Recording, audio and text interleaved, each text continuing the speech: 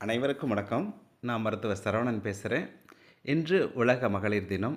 அனைவருக்கும் உலக மகளிர் தினத்தில் வாழ்த்துக்களை கூறுவதில் பெருமையும் பெருமகிழ்ச்சியும் அடைகிறேன்.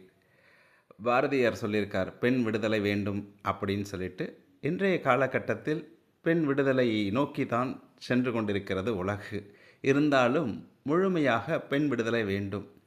எதில் பெண் விடுதலை வேண்டும் என்றால், ஆண்களுக்கு நிகராக ஒரு குடும்பத்தில் பெண்களை சரிசமமாக கருத வேண்டும்.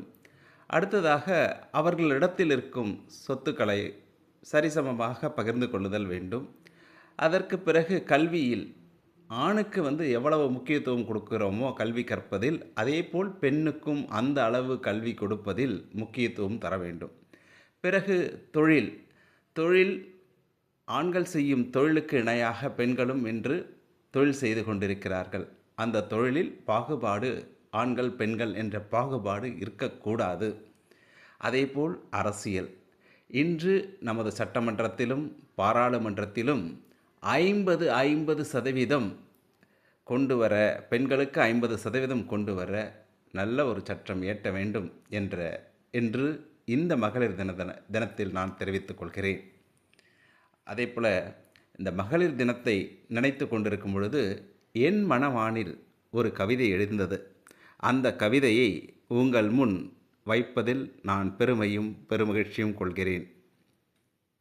பூவையர் என்ற குலமகள் இயற்கை தந்த கொடை. பூவையர் என்ற குலமகள் இயற்கை தந்த கொடை. தாய்மை எனும் பண்பினால் ஒப்புவமையற்ற உன்னத வடிவினர். தாய்மை எனும் பண்பினால் ஒப்புவமையற்ற உன்னத வடிவினர். அன்பின் வடிவாய் திகழ்ந்து அனைத்து உறவுகளை காத்து. அன்பின் வடிவாய் திகழ்ந்து அனைத்து உறவுகளை காத்து. கலங்கரை விளக்காய் ஒளிர்ந்து குடும்ப கப்பலை என்றும் வழி நடத்திடும். கலங்கரை விளக்காய் ஒளிர்ந்து குடும்ப கப்பலை என்றும் வழி நடத்திடும். இயற்கை அளித்த பெண்குலத்தை போற்றி மதித்திடுவோம் என்றென்றுமே. இயற்கை அளித்த பெண்குலத்தை போற்றி மதித்திடுவோம் என்றென்றுமே.